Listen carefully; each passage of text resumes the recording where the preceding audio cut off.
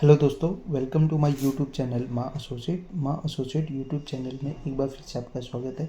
आज की वीडियो में हम बात करने वाले हैं इनपुट और आउटपुट के रिगार्डिंग। बहुत सारे लोग ये समझना चाहते हैं कि इनपुट और आउटपुट होता क्या है। हमने कोई चीज़ खरीदी तो वो इनपुट है या आउटपुट है, या इनपुट को आउटपुट में घटाना है या आउटपुट को इनपुट में घटाना है। बहुत सारे लोगों को ये अभी तक कोई भी जानकारी नहीं है। और जो बीच का जीएसटी है वो किसको पे करना है, कैसे पे करना है, क्या प्रोसेस होता है। कोई भी चीज़ खरीदते हैं हम तो उसका जीएसटी, और हमने जो बेचा उसका जीएसटी को कैसे कंसोलिडेट करके कैसे गवर्नमेंट को जमा करवाना होता है या गवर्नमेंट से वापस लेना होता है। तो इस वीडियो में हम एग्जाम्पल के माध्यम से आपको बताएंगे कि इनपुट आउटपुट की क्या कहानी होती है, कैसे ये घटता है, कौन से इनपुट और आउटपुट में आपस में घटाया जाता है। वीडियो में आगे बढ़ने से पहले अगर आप चैनल पर पहली बार आए तो चैनल को सब्सक्राइब ज़रूर करें। साथियों, जैसा कि आप देख पा रहे हो, आप अपने बिजनेस के यूज़ के लिए जो आप गुड्स परचेज कर रहे हो उसका इनपुट, या कोई सर्विस ले रहे हो उसके लिए जो आपका बिलिंग ले रहे हो उसका इनपुट, कोई जीएसटी ऑन एग्जाम्पशन कोई भी बिल आ रहा है जिस पे जीएसटी नहीं ले रहा उसकी परचेज, और गुड्स कैपिटल गुड्स परचेज कर रहे हो तो उसका इनपुट। जब आप इन चीज़ों में कोई भी इन चीज़ों का बिजनेस में यूज़ के लिए लेते हो और उस पर आपको जो है टैक्स लगता है, उसकी कैलकुलेशन मैं अभी आपको समझाऊंगा, उसका इनपुट आप क्लेम कर सकते हो।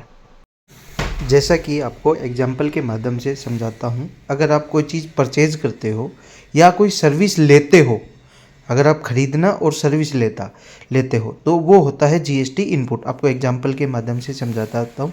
आपने कोई चीज़ परचेज करी 100 रुपये की, उस पर जीएसटी लगा 18%, तो 100 का 18% 18 रुपये का होगा, तो वो जो कीमत हो गई इस वैल्यू की जो चीज़ की वो 118 रुपये हो गई है। अब ये आपका जीएसटी इनपुट जो 18 रुपये, ये आपका जीएसटी इनपुट में आ जाएगा। आपको कोई चीज़ खरीदनी है या चेयर ही खरीद रहे हो तो उसको खरीदने के लिए आपको 118 रुपये पार्टी को देना पड़ेगा, और जो 18 रुपये वो आपके जीएसटी लेजर में जीएसटी इनपुट में आ जाएगा। अब बात करते हैं जीएसटी आउटपुट के बारे में।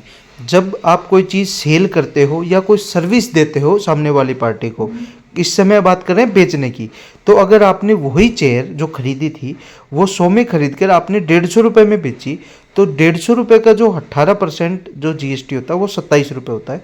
तो आप जो इसको बेचोगे वो सामने वाली पार्टी से 177 रुपये आप लोगे, यानी जीएसटी जो आउटपुट है उसको आउटपुट बोलेंगे, सेल करेंगे तो जो जीएसटी अमाउंट है वो 27 रुपये आपका हो जाएगा। जैसे कि अब आपको एग्जाम्पल के माध्यम से बताते हैं कि अब जो इनपुट और आउटपुट हो गया वो कौन सा किस में लेस होता है और गवर्नमेंट को क्या आपको पे करना पड़ता है। तो जैसे कि सबसे पहले बताया, जो आउटपुट होता है जो सेल होती है, और जो इनपुट होता है परचेज, आउटपुट को इनपुट से घटाया जाता है। अब जैसे बात करते हैं, जैसे हमने आउटपुट 27 रुपये किया, इनपुट 18 रुपये किया, तो टोटल वैल्यू जो गवर्नमेंट को देना है वो 9 रुपये देना है। अभी आपको समझा देते हैं हम। जैसा कि आप देख पा रहे हो, आपने कोई जीएसटी परचेज की, इनपुट लिया, वो 18 रुपये का इनपुट आपके पास परचेज किया तो आ गया। अब आपने उसी चीज़ को 150 रुपये में बेच के जो जीएसटी आउटपुट है वो 27 रुपये आपके पास आ गया। अब 27 रुपये आपके पास आया, 18 रुपये आपने दिया, तो जो बैलेंस 9 रुपये है जो जीएसटी अमाउंट है जो कि गवर्नमेंट का है, उसको आपको गवर्नमेंट को पे करना है। यानी अगर कोई माने कि अगर आपने कोई चीज़ नील रेटेड पे खरीदी और नील पे बेची, यानी 100 रुपये की खरीदी फॉर एग्जांपल, और उसको 100 रुपये पे बेची, तो आपका इनपुट भी 18 रुपये था और आउटपुट भी 18 रुपये होगा। तो उस केस में आपको गवर्नमेंट को कुछ भी पेमेंट नहीं करनी है। अब बात करते हैं एक और केस की। अगर आपने कोई भी चीज़ 100 रुपये की खरीदी थी फॉर एग्जांपल, जीएसटी लगा के 118 रुपये की हो गई है। अब आपके जो चीज़ खरीदी उसमें से आपने 50% ही बेची, यानी 100 रुपये की चीज़ 50 रुपये की आपने अभी सेल की है, 50 रुपये की आपके पास अभी रखी हुई है। तो अगर आपने जैसे एग्जांपल में देखोगे, जीएसटी इनपुट क्रेडिट लेजर आपने सेल करी 50 रुपये की, उस पर जीएसटी बनता है 9 रुपये 18% के हिसाब से, तो आपकी टोटल जो सेलिंग वैल्यू होगी वो 59 रुपीज़ हो गई। यानी जीएसटी की बात करें तो 18 रुपये की आपने चीज़ खरीदी थी, ₹9 की अभी आपने बेची है, यानी जो ₹9 है वो आपका जीएसटी इनपुट क्रेडिट लेजर में बैलेंस बकाया है, यानी आपके बैंक अकाउंट में नहीं है।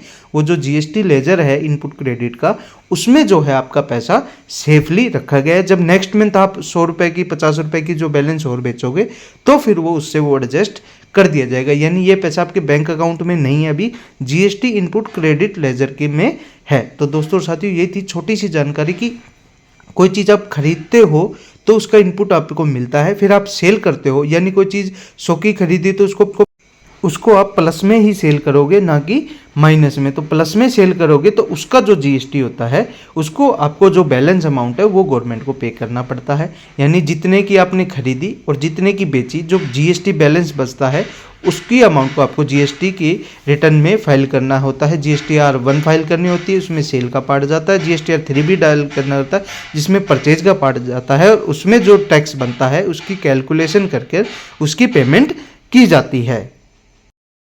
दोस्तों साथियों, आशा करता हूँ आज की जानकारी आपको अच्छी लगी होगी कि आउटपुट को इनपुट में घटाने से जो भी बैलेंस बचता है वो आपको गवर्नमेंट को पे करना होता है, वो भी अपनी जीएसटी रिटर्न फाइल करके। GSTR-1 रिटर्न होती है, वो R1 जो रिटर्न बोली जाती है उसमें आपको सेल का पार्ट डालना होता है, और GSTR-3 भी रिटर्न जो कि आउटपुट का पार्ट होता है, दोनों का डिफरेंस जो होता है फिर आपको GSTR-3 में उसको टैक्स के रूप में पेमेंट करना होता है। तो दोस्तों साथियों, यही थी आज की छोटी सी जानकारी। आशा करता हूँ जानकारी अच्छी लगी होगी। चैनल पर पहली बार आए तो चैनल को सब्सक्राइब जरूर करें। जय हिंद, जय भारत, धन्यवाद।